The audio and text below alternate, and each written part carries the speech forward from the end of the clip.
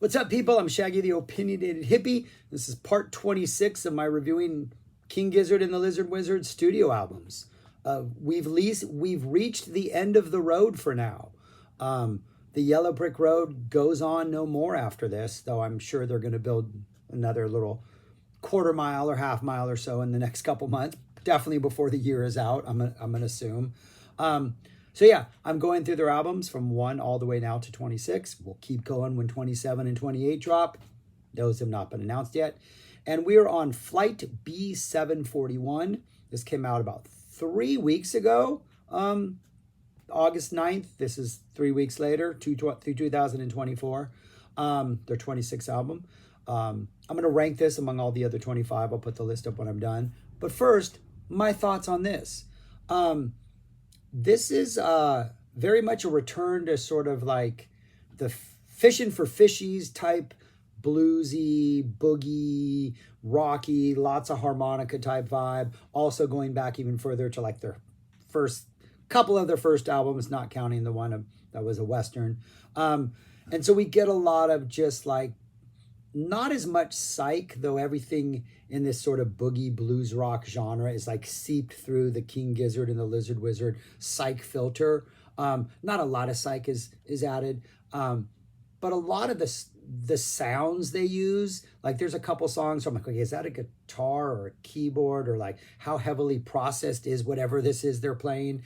So it still sounds like King Gizzard and the Lizard Wizard, because what they do to their instruments and the way they just, they are relentless and restless and like always kind of making new sounds. So while sort of the vibe is familiar and the tone is like, hey, we're going back to something we've done before, it still sounds fresh, which is a weird thing to say because it also sounds very, very 70s.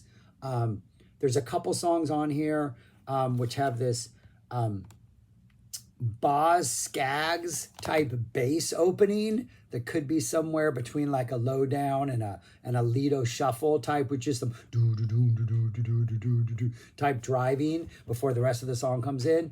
And the first one, I think it's Hog Calling, no, the Boz song, La Risque, Le Risque. If Boz had been singing this song, I think it would have like actually sounded like a Boz Scaggs song. Of course, you would need the instrumentation to be much smoother. But some of the singing, I don't know who is singing this one. A lot of different voices on this one. This one came out of jam sessions. They sort of talked about how this was probably the most collaborative effort they ever had as a band, where everybody was contributing. Everybody's like, hey, I wrote that part, so I'm going to sing that part type thing. But the singing on the La Risque Boz Scaggs-esque song is also kind of all over the map as Boz could be.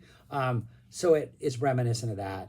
There's another song later called Rats in the Sky, which also has this Boz Scaggs.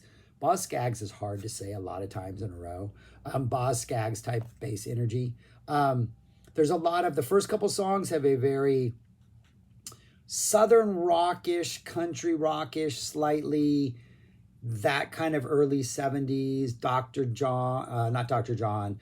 Hook, Marshall Tucker, a little bit of light Leonard Skinner, not the heavy hitting Leonard Skinner, but the light Leonard Skinner. One of the songs, what is it? Hog Calling Contest, which might be the best song on here.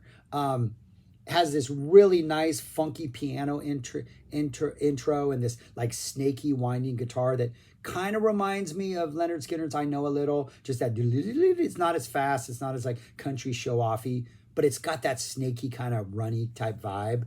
And the song is just kind of super funky. For a song called Hog Calling Contest, this sounds like the background music for a hog calling contest, but not in like Nebraska, but somewhere in Australia, and King Gizzard's the house band, of course, but it's still a hog calling contest. It's a really, really fun album. Musically, lyrically, for the most part, on a lot of these songs, we're still dealing with like your sort of King Gizzard, modern 21st century issues about one of the songs, Antarctica. So I want to move to Antarctica because I'm assuming that the reason is because it's so hot here because of global warming. Then he does move to Antarctica and he ends up freezing to death and dying. So I think the the message of that song is we're going to lose. But don't listen to the lyrics. It's the same typical King Gizzard and the Lizard Wizard sort of like rhythmic patterns in delivering the lyrics. So it has that sort of choppy psych-like weirdness about it. And so you can get into the lyrics, or at least get into the vocals. It's just like one other instrument. But the music is so uplifting, and it's so feel-good 70s, and it's so just, I don't know, there's a very loose, fun, jammy vibe about it that I almost wish the lyrics were a little more like, let's just be silly. Let's just sing about silly things. I think it obviously makes it maybe a little bit more of a weightier album, maybe makes it have that contrast. I think maybe I've only listened to it, a handful of times now. I've only had it 3 weeks. But maybe over time, that contrast melds together into something a little more powerful. But right now, I'm like, I just really want to enjoy myself when I listen to this, because the energy on this is so amazing. They're coming to Austin in 2.5 months. We get one of those 3-hour shows that they're advertising. So I'm really hoping some of these songs get dropped live, because I'd love to just get these even with an even liver vibe than they already have. They have a very live, loose vibe on this. Mirage City opens up with this very almost Who-like, like this dun, like these dropping chords type things. I don't think it's like your typical Who dun dun dun 3 chords. Might be like a 4 drop, but it has this very grand, maybe slightly not proggy, just big rock and roll intro that kind of reminds me of the Who. And then we kind of drop into this really nice country tinge, slinky guitar riff for the rest of it. A lot of harmonica in a lot of this. They're very bluesy in that sense. But the first song, Mirage City, and then the second song, Antarctica, which has this awesome, what I'm assuming is a keyboard, or it's a heavily processed guitar. Really cool intro. And then the rest of the song just has this really nice groove, really kind of loose jam band energy, slightly that southern tinge to it. One of the lyrics, I'm a polar bear in denial. I don't know, that just jumped out at me. But yeah, wants to move to Antarctica. Raw feel, this sounds really almost like old school King Gizzard and the Lizard Wizard, that blues rock vibe from their handful of their first albums. This definitely feels more like that than more like a Fishing for Fishies type thing. Field of Vision, really nice opening guitar riff, just nice. Really, these are really nice, terse, effective, slimmed down, but like slightly funky, like guitar riffs throughout almost this entire album. Sometimes they're opening songs, sometimes they drop in the middle of a song. I think it's Mirage City, where things kind of break down in the middle and this really nice guitar riff comes back. So there's a lot of just really nice, short, terse riffs throughout this entire thing, or licks, whatever you want to call them. Sometimes they're riffs because they become part of the song. Sometimes they're just a lick or two. And Field of Vision has this almost stomping. At times, there's a lot of little changes in this song, and a couple of them remind me of the Eurythmics, Would I Lie to You? Just that kind of celebratory, somewhat raucous, like sing-along blues energy. That just awesome stuff. Hog Calling Contest, love this song. No, this is the one that sounds like I Know a Little by Leonard Skinner. This is the one that has the, what did I say? I think I said something else earlier. I don't know if I did. But this one has the I Know a Little intro. This is just a little less country, a lot funkier. This is an absolutely fun song. Very worthy of the title, as I said earlier. Loud Escape has that Boz energy going for it. Sort of Boz Scaggs meets King Gizzard and the Lizard Wizard meets Australian Psych. Flight B741 is just a really upbeat, harmonica-led, feel-good blues rock song. Just really good energy. Not sure what Flight B741 references, to be honest. If you know, let me know. It seems to be positive in the song, but I don't know. I'm sure there's a very personal story, as most of King Gizzard stuff comes from things that like have backstories or like really trivial tidbits that are kind of cool to know. Sad Pilot, really super funky, like 70s type guitar in this. I think it's a guitar. I wrote keys parentheses because it's one of those that is kind of processed. And I'm thinking it's a guitar, but it could be a really funky sounding keyboard. Really nice riff. This song And there's a couple other songs, maybe a little the opening Mirage City, remind me of like something I would hear on the radio in the 70s. And it would be like some band that only had one hit and like one really, really, really great hit. Maybe not a big like Billboard smash, but something that got played on like AM, FM radio all the time. And then you would deep dive and like the rest of the albums were just like not that good. There's a couple songs on here, and Sad Pilot, I wrote this down for. Sounds like a song I would hear on the radio in the 70s by some band. I'm like, dude, that is a fantastic song. And then you would follow like the rabbit hole and you'd be like, okay, the rest of this isn't that good. On this album, the rest of it is good, but for some reason, Sad Pilot just gives me that vibe.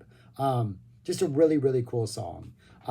Sad Pilot, it's kind of sad. It's kind of about life being depressing and hard, and he's just going to keep on winging it.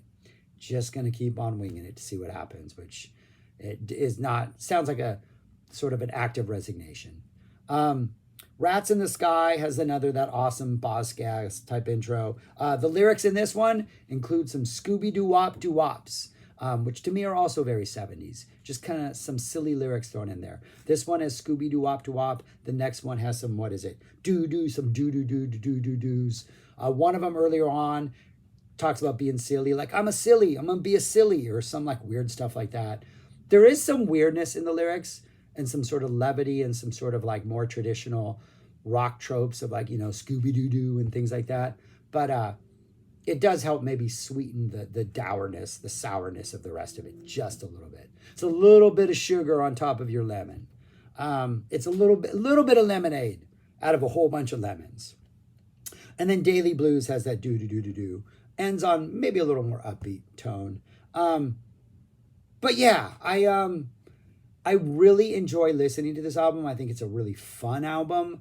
I don't think anything on here really hit me as hard, sort of gut punched me as some of their other stuff has done more recently.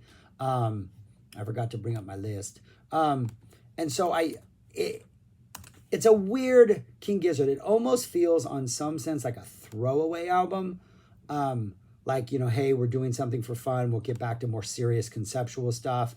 But on the other hand, it's really, really enjoyable. And this is really good music. And like so much of what I was raised on is this sort of blues rock 70s vibe.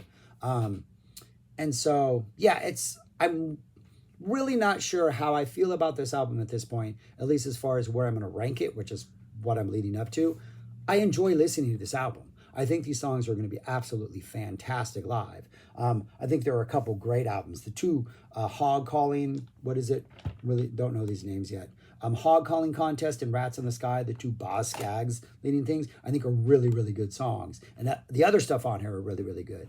But there's something, maybe I'm so used to a concept, or I'm so enamored with the really, really heavy grooves they've been dropping over the past 4 or 5 years, that this sort of lighter blues rock stuff is just not packing the same wallop. But all that rambling being rambled, I would drop this at number 16. Behind Changes. Oh, a cat. I did not know the cat was in this room. That really scared me. I would drop it at number 16.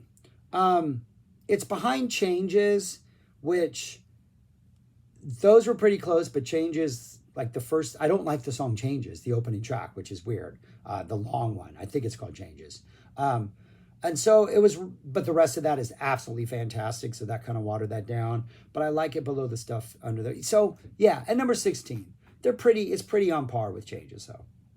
But that's where I would put it, which, considering how good Butterfly 3000, Oddments, Quarters, how much I like Paper Mache Eyes and 12 Bar.